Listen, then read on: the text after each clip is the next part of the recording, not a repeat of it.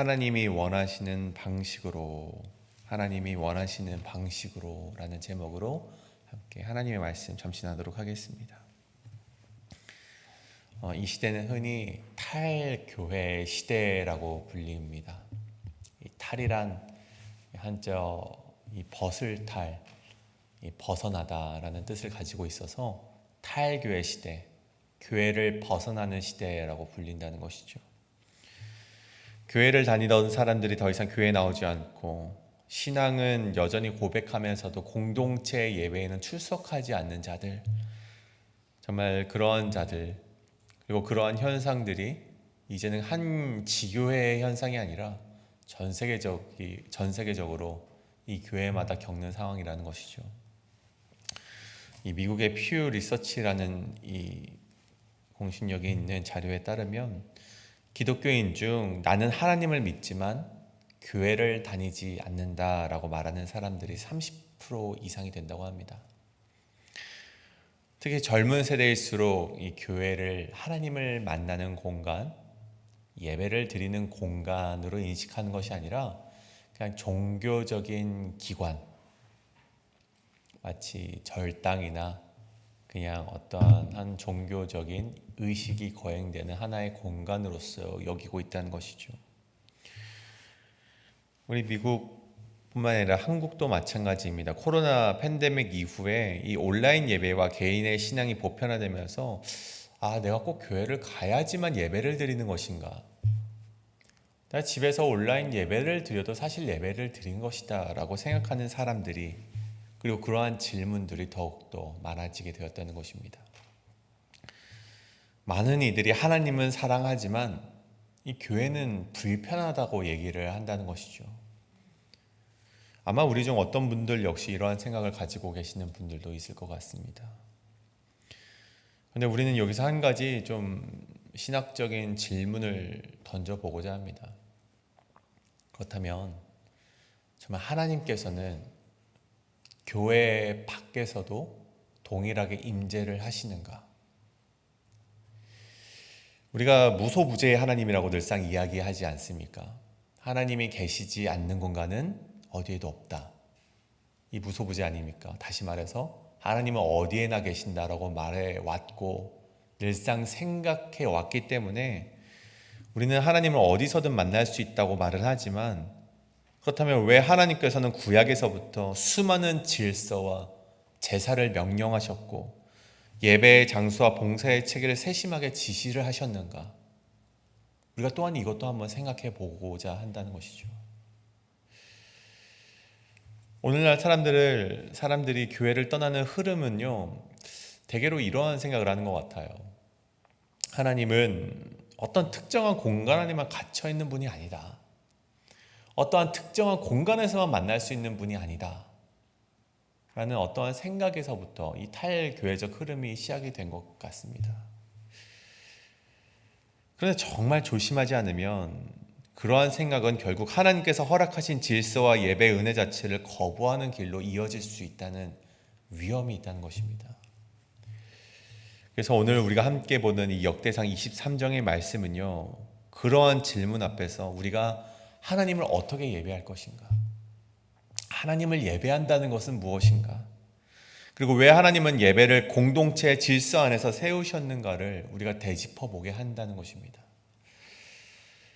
이제 성막에서 성전으로 신앙의 패러다임이 바뀌는 이 말씀의 시점에서 다윗은 단지 이 성전을 짓는 것에 그치지 않고 그 안에서 하나님을 예배하는 질서와 사람을 세밀하게 조직을 하고 있는 것을 보게 됩니다. 그래서 오늘 우리는 이 말씀을 통해서 이 장막에서 성전으로 변화한다는 것이 그 하나님의 임재의 공간을 이 장막에서 성전으로 이동한다는 것이 어떠한 의미를 가지는지 오늘 말씀을 통해서 잠시 함께 나눠보길 원하는데, 특별히 오늘날까지 오늘 그것을 이어가서 교회에서 예배를 드린다는 것, 이곳에서의 모임이 왜 중요한지를 깨달아 알므로 예배를 더욱 사모하는 우리들이 되기를 간절히 소원합니다. 그러면 오늘 말씀 하나님이 원하시는 방식으로 하나님을 기쁘시게 하는 예배를 배워야 한다는 것입니다. 하나님을 기쁘시게 하는 예배를 배워야 한다. 오늘 말씀 1절이죠. 다윗이 나이가 많아 늙음에 그 아들 솔로몬을 이스라엘 왕으로 삼고. 그러니까 다윗은 말년에 자신의 아들 솔로몬에게 이 왕권을 이양하는 말씀으로 오늘 본문의 이야기가 시작이 되고 있습니다. 근데 이러한 이 왕권의 이양은요, 마치 세습을 통한 이 권력 유지라든가 이 왕권의 이양을 통해서 노후 대비를 하는 그런 여타 다른 나라의 왕들과는 좀 다른 모습을 보여주고 있습니다. 오늘 본문을 통해 알 수 있듯이 이 왕권 이양의 목적에는 하나님을 향한 예배와 섬김이 끊어지지 않을 수 있도록 성전 중심 신앙 체계를 구축해 나가는 것을, 다윗이 그것을 지금 이룩하고 있는 것임을 보게 된다는 것이죠. 다시 말해 다윗은 말년에 자신의 왕권, 그러니까 자신의 이름이 계속해서 울려 퍼질 것을 기대하면서 그 왕권을 솔로몬에게 이양했던 것이 아니라 이스라엘이라는 나라가 하나님과의 관계가 끊어지지 않게 하기 위한 작업을 했다는 것입니다. 그 첫 번째 작업이 무엇입니까? 2절에 보면 이스라엘의 모든 방백들, 이 지휘관들을 말하는 것이죠. 그리고 제사장들과 레위를 모으는 것으로부터 그것을 시작하고 있습니다. 근데 그 사람들을 계수해 보니 그 수가 38,000명이라고 하죠. 그래서 그들을 네 부류로 나누어서 각각의 사역을 분배합니다.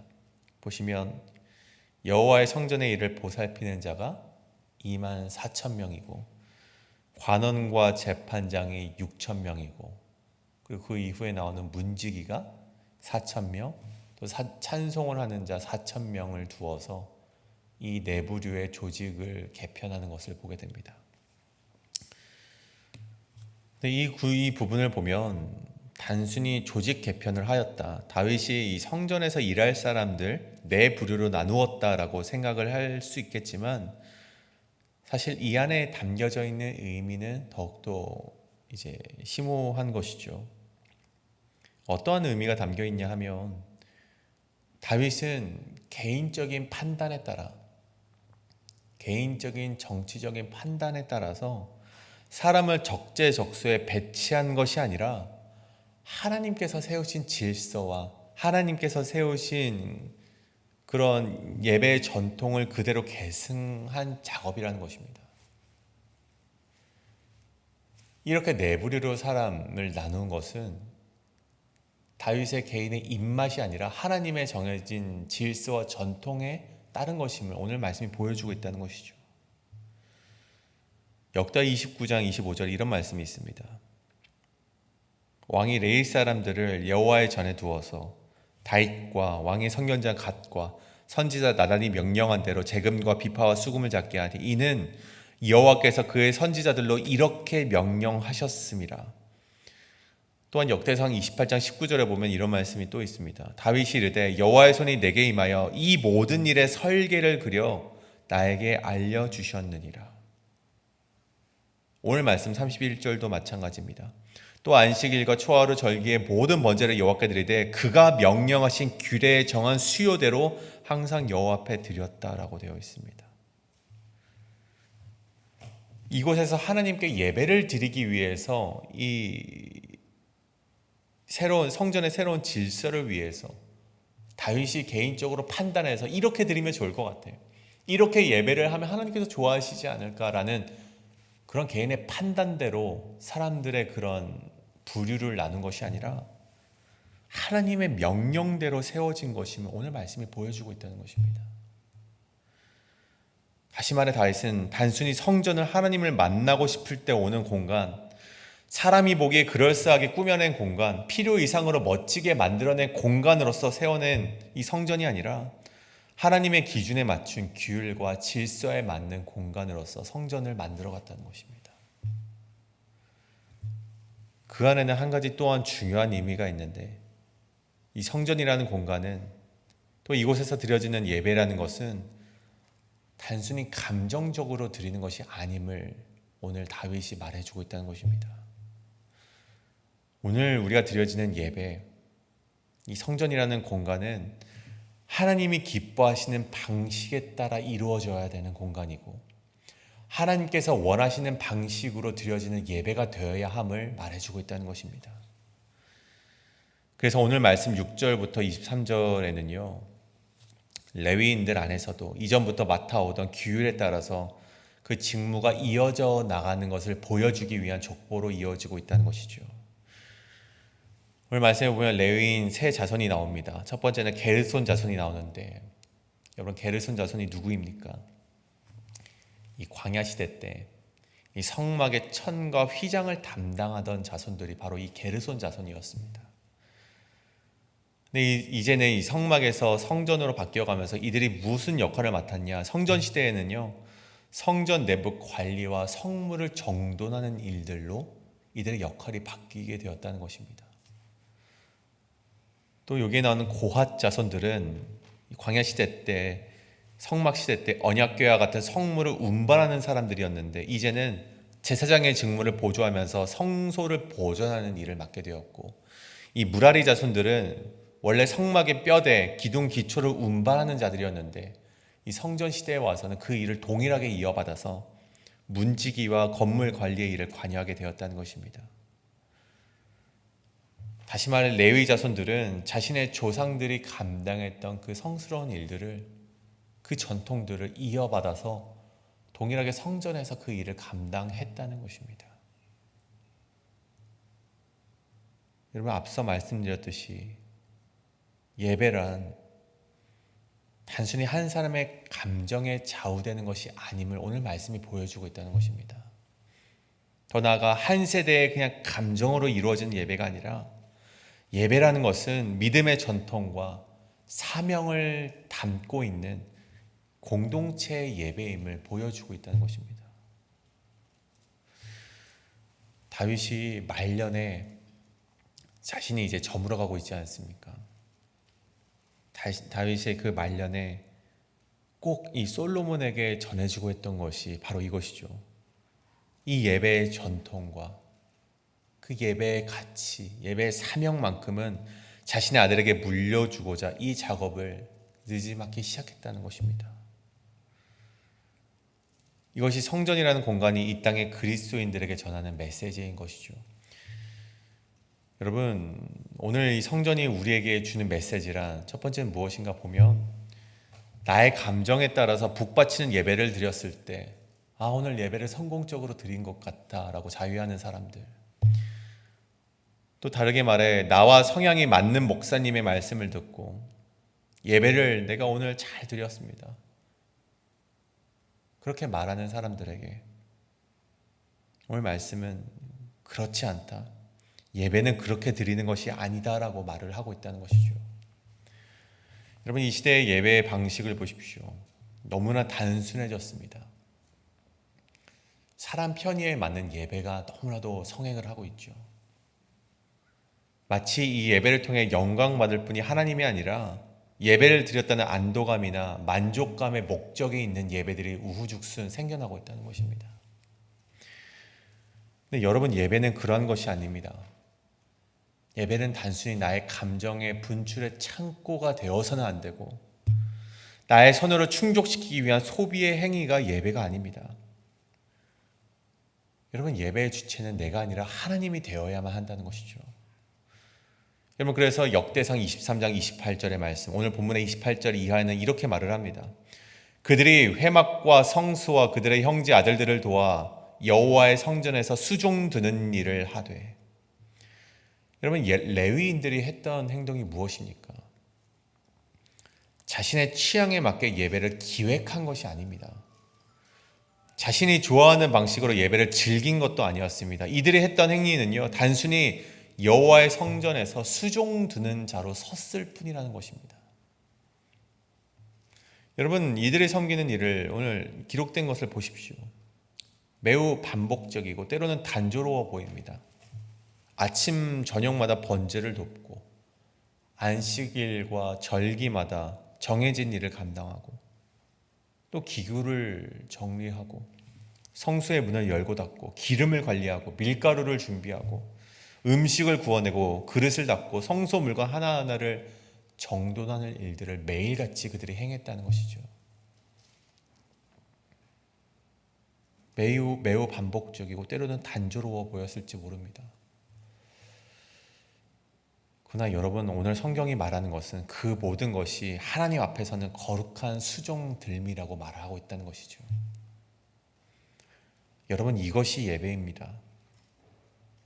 예배라는 것은요, 하나님께서 명하신 그 방식 그대로 하나님 앞에 나 자신을 드리는 것이 예배라는 것입니다. 오늘날 이 시대는 예배는 중요하지 않다, 혼자 있어도 예배할 수 있다고 말들을 합니다. 물론 그것이 틀린 말은 아닙니다. 하지만 그 말 속에 숨겨져 있는 자기 중심적인 사고를 우리는 그것을 조심해야 된다는 것입니다. 여러분, 예배는 나를 위한 것이 아닙니다. 예배는 하나님을 기쁘시게 하기 위한 시간입니다. 마치 예배를 드리고 나 오늘 예배 드렸어 라고 안도하는 그런 시간이 아니라는 것을 말합니다. 하나님은 지금도 여전히 자기 자신이 정하신 방식 안에서 우리가 예배 드리시기를 원하시고 계시다는 것이죠. 여러분, 오늘 우리 교회 예배만 봐도 그렇습니다. 여러분, 예배는 예배의 전통 안에서 우리는 드려지고 있음을 보게 됩니다.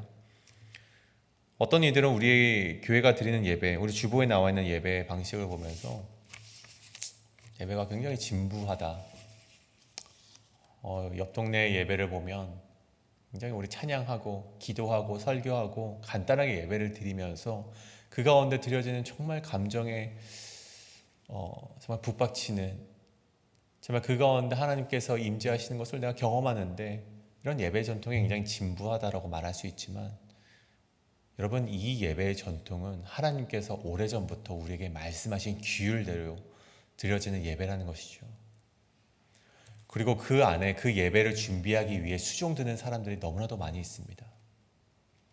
아침부터 PPT를 준비하기 위해서 일찍이 나오시는 분들, 앞서서 이 예배당을 꾸미기 위하여서 하나님께 흠양하는 저 꽃을 준비하는 그 손길과, 그리고 이 예배 순서마다 하나님께 찬양하기 위해 준비되어지는 성가대와 찬양팀과 그 많은 순서들이 사실은 하나님께서 이 땅 가운데 우리에게 명령하신 명령대로 드려지는 예배의 전통, 예전이라는 것입니다. 그리고 하나님은 지금도 여전히 자기가 정하신 방식 안에서 하나님께 예배를 드리시길 원한다는 것이죠. 누군가는 말합니다. 그런 형식이 정말 중요합니까? 여러분, 한 가지 예를 들어보겠습니다.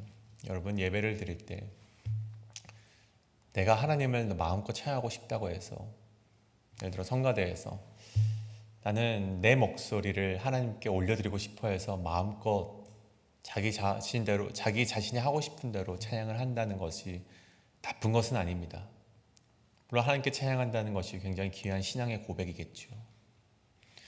하지만 그렇다고 해서 악보 없이 자기가 마음대로 부른다면 그것이 어떻게 하나님이 보시기에 조화로운 예배가 될 수 있겠습니까?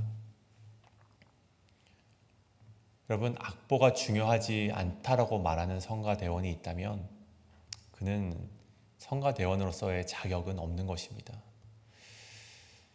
여러분, 하나님의 예배 형식이 중요하지 않다고 말하는 사람들은요, 여러분, 하나님이 정하신 거룩하신 질서 안에서 그 질서를 무시한 채 나는 하나님을 찬양하겠다 말하는 사람들과 똑같다는 것입니다.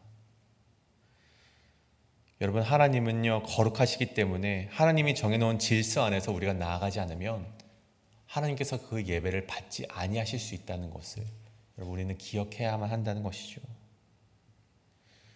오늘 말씀이 말하는 것은 그 여호와 하나님께서 정해놓은 질서 안에서 그 질서를 지키고자 하는 자들이 하나님께 수종들므로 말미암아 매일과 같이 동일한 일을 반복하면서 하나님 앞에 나아갔던 자들이라는 것입니다.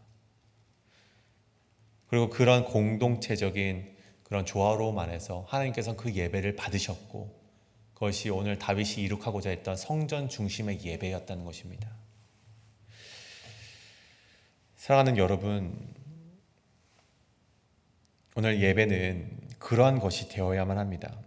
단순히 성전의 웅장한 건물이 아니라 예배에 임하는 자의 태도와 그 사명 앞에 무릎 꿇는 마음이 여러분 예배로 이어진다는 것을 우리는 반드시 기억해야만 합니다. 우리가 감정이 북받쳐 오를 때만 예배를 드리는 것이 아니라 우리의 몸이 피곤할 때도, 마음이 무거울 때도, 심지어 몸이 건조해 보이는 반복과 같은 그런 섬김 속에서도 하나님 앞에 수종드는 자로 설 때 우리의 예배가 하나님 앞에 당도하는 것임을 우리는 반드시 기억해야만 합니다. 그것이 바로 우리가 원하는 예배가 아니라 그때 바로 하나님이 원하신 예배를 드렸다 말을 할 수 있는 것입니다. 오늘 말씀을 정리하고자 합니다. 우리는 우리의 예배가 하나님이 원하시는 예배인가, 나의 안도감을 위한 예배인가를 분별하시는 여러분의 신앙이 되길 원합니다. 오늘 내가 드린 예배를 통하여서 내가 이 자리에 왔으니, 내가 이 예배 그 땅을 밟았으니 내가 예배를 드렸다라고 말하는 신앙인이 아니라 내가 정말 하나님께 예배를 드렸는가, 내가 하나님이 원하시는 방식으로, 하나님이 기뻐하시는 방식으로 예배를 드렸는가, 그것을 되돌아볼 수 있는 그런 신앙인이 되기를 간절히 소원합니다. 이 시간 그 말씀에 따라서 이 시간 함께 기도하며 나아가시겠습니다. 사랑의 많으신 하나님 아버지, 감사드립니다. 오늘 예배 가운데 주여 없이 함께하여 주시옵소서.